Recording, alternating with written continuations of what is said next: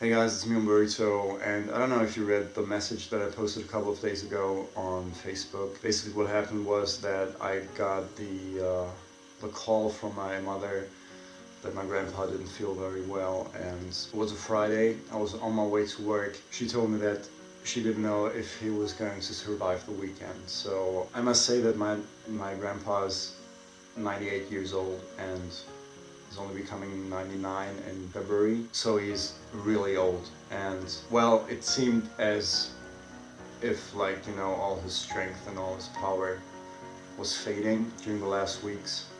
And so I decided not to go to work. I decided to come here to be with my family, to be with him. And I didn't know if I would be able to make it in time to see him for one last time. Well, he's better. He's doing a lot better, and he even was able to walk today, and we spent 1.5 or 2 hours just talking about old times and just remembering stuff. And so I'm going back home tomorrow, and I know that I will be in this situation again, maybe soon.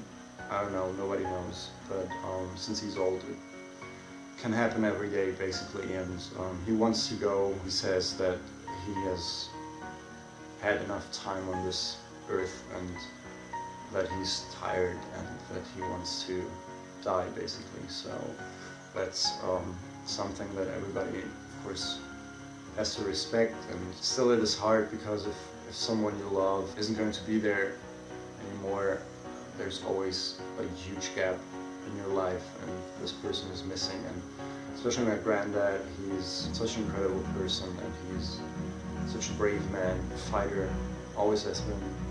And I really admire him. To live that long, and to live almost a century, and to experience almost a century of humankind, this is quite an achievement. And it was nice to talk to him today about the things that he regrets, things that he would have made differently. So it is a lot of wisdom and a lot of experience, a lot of knowledge speaking to you from the one person that is really special.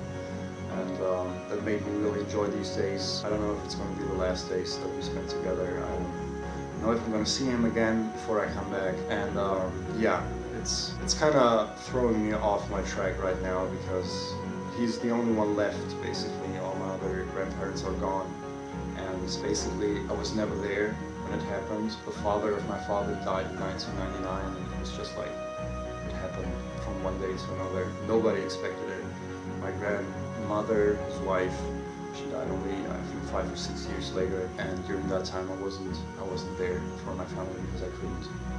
And my granny, my mother's mom, died this year in February when I was in Peru. When I came back, she was already dead for 2 weeks, and I had told my mother not to tell me if something happens, because otherwise it would have been a nightmare. And so she told me after I came back, and that hit me pretty hard. And now that one, yeah.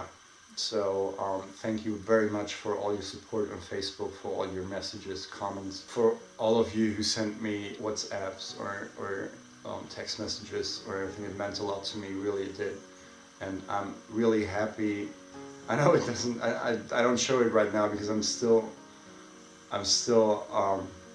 kind of in shock. And I came here and didn't know what to expect, and didn't know if I was going to make it in time, and if he was going to be dead before I arrived and all that stuff. So that's quite a lot that goes through your mind, and I'm happy that he's still here, and I could see that he was happy that we were there too. So that's good.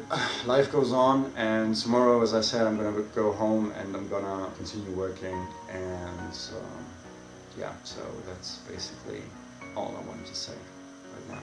So thank you for listening, and I guess I'll see you soon. Bye.